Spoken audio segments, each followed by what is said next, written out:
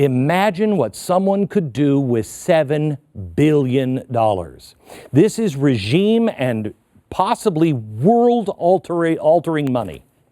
And here's the kicker. A large portion of that missing money is yours. Your work, your tax dollars. When you work from January until, what is it now? March, April, May? All that money that you earned all goes to the government. You gave it to Uncle Sam. And what did they do with it? Now tell me, as a taxpayer, if the president is about to make a decision to send billions more in cash and $400 million more in military aid, would it be relevant to inquire about that? I know this is a ridiculous question. We've asked it a million times, but the narrative from the Democrats has brought us here. So let's go back now to the mention of Biden's son in the July 25th phone call. Was it political, or does it have anything to do with something bigger? All right, next level. At this point, everyone knows that Hunter Biden was sitting on the board of a Ukrainian energy company called Burisma.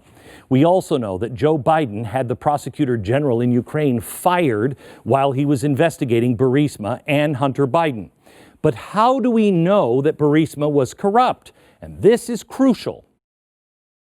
It all began with a wire transfer of $23 million back in 2014. And it wasn't us, it was the British government that noticed it. As soon as the Ukrainian regime fell, the head of Burisma, his name is Joel Zolchevsky, he transferred $23 million to a bank in London. And the Brits immediately froze the accounts because they followed the money. I mean, $23 million, you can transfer, if I had it, I could transfer that to London and it wouldn't be a big deal. But this $23 million got around. And let me show you, and this is critical for you to understand because you're going to see this pattern again. The funds originated here in Ukraine, and via a shell company here in Cyprus, the money, $23 million, went to Cyprus, to these little shell companies. A shell company is something that really doesn't exist. Think of it as a Shell gas station that doesn't have any pumps or mechanics or oil or even the little thing that you squeegee. None of that. Nothing. It's a shell company. Now, they took that money and they put it into a shell company. Now, that was flag number one, because if you want to move large amounts of laundered money, this is how it's done. The funds then traveled here to a bank in Latvia. Now, I'm in Cyprus. I'm sure they have a bank with a branch right there. Why am I going to Latvia? You have to go to Latvia because in Latvia, it is known there's a few Eastern Bloc countries that have very low regulations. And everybody in the world knows money that's going into these banks, even Latvia knows this. Latvia knows, the world knows, if you're going in there, what you're probably doing is laundering money. And I'll show you how that works here in a second. It's important to know. He didn't send it right to London because he can't. He has to, this is dirty money. Shell corporations put it in a bank in Latvia. Latvia then cleans the money. It's a money launderer. They launder the money, make it clean, and then he can put it in new shell companies here. That's how all of this works. Okay, so now let's go a little bit deeper, shall we? The case against Burisma has continued off and on, all up until today.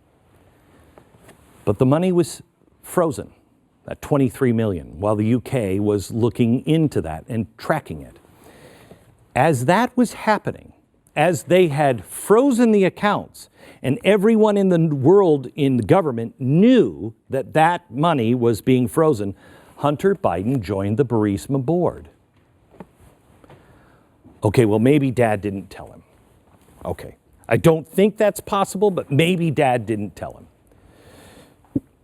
Not only did he not seem to care about his new company being investigated for stealing and laundering money, he also apparently didn't mind that the primary owner of Burisma, a guy named Kolomoisky. We've told you about him before. He was on a U.S. visa ban list. Now, we've told you that. But once we really started looking into him, now we get a different picture.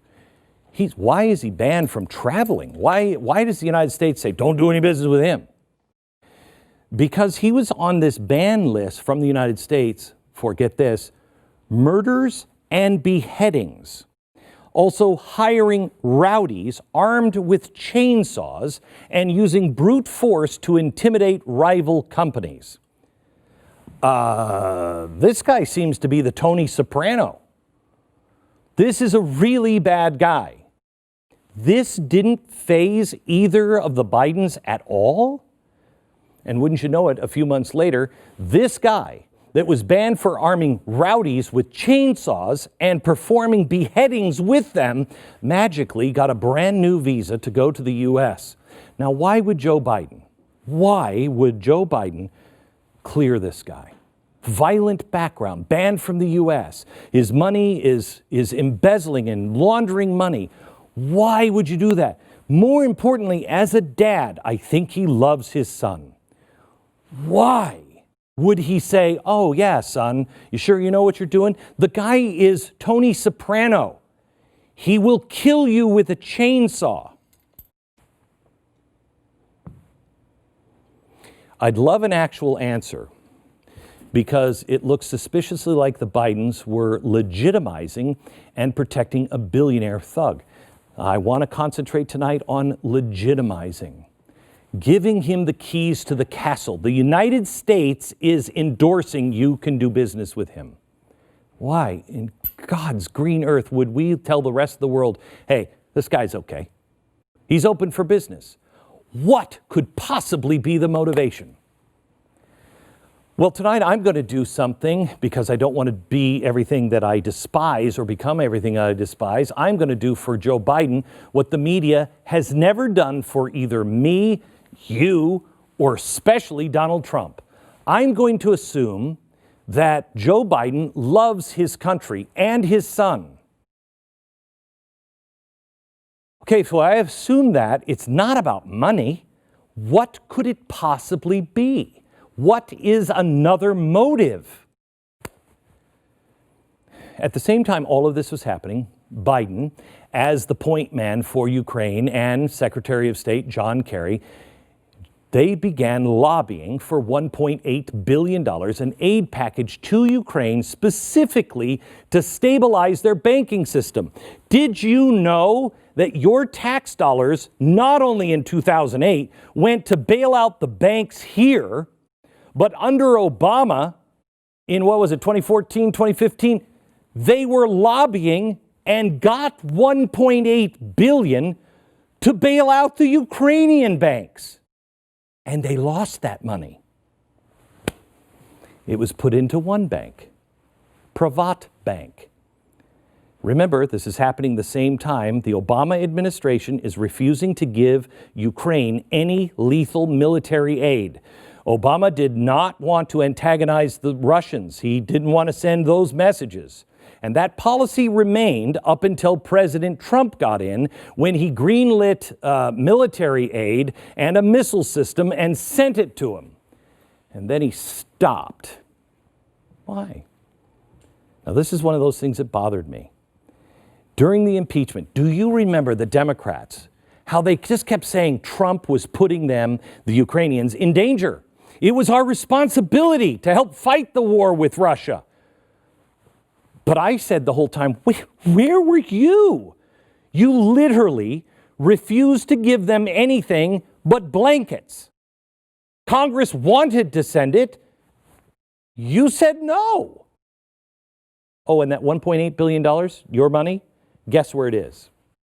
No, seriously, guess, because that's what I'm doing tonight. I'm guessing it's gone.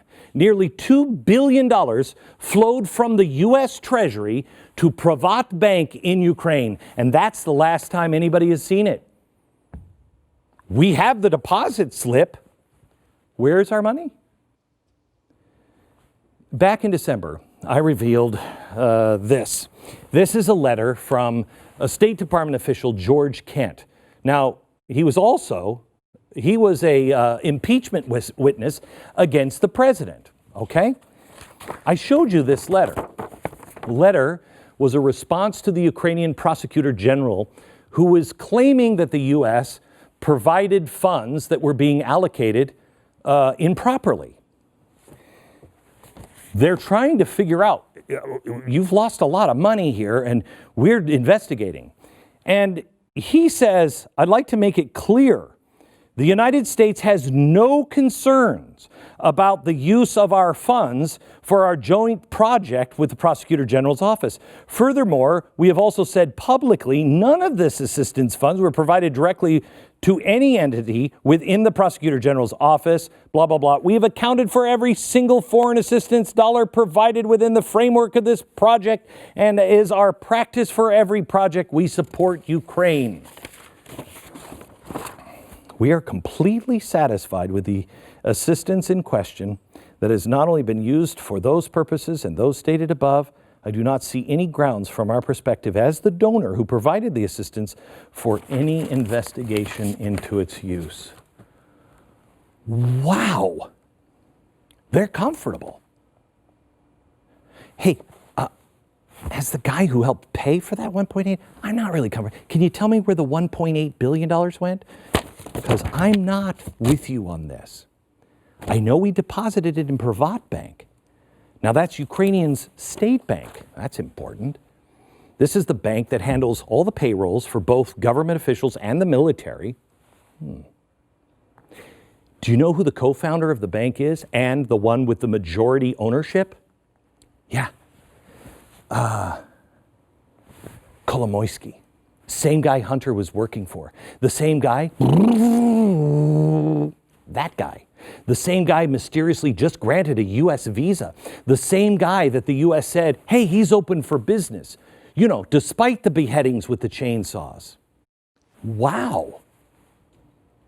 Now, let me just pause for a moment for emphasis.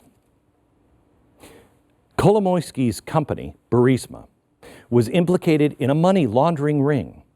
Hunter Biden, then knowing this, goes to work for him a few weeks later. The State Department then lifts a travel ban because Joe Biden asks for it. And then a few months after that, Vice President Biden and John Kerry lobby for $1.8 billion to be delivered directly into his bank. And that just goes poof. What do they know we don't know? What use is a billionaire thug that apparently has untold amounts of funds hidden away in vast money laundering rackets all around the world? Well, let me tell you something else that no one has told you. 1 month before Hunter Biden joined his board, 2 months before the travel ban was lifted by the Obama administration, Kolomoisky was appointed a governor in eastern Ukraine. Wow, look at that. It's right there at the front lines on Russia, where the war was raging. But despite pushing Obama to arm the Ukrainians, no, we didn't. No, he maintained his stance. We don't want to do anything to antagonize Russia. So he sent them blankets.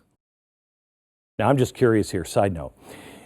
If you're the President of the United States and you really don't want to piss Putin off, then how do you explain the relationship between Vice President's son with Kolomoisky and the $1.8 billion directly into his bank that disappeared? You don't think Putin can figure this out? You don't think Putin and his resources? My gosh, when I saw this, I thought, no wonder they have been attacking our elections. We're in a proxy war, and they know it. The administration knew it. You just didn't know it.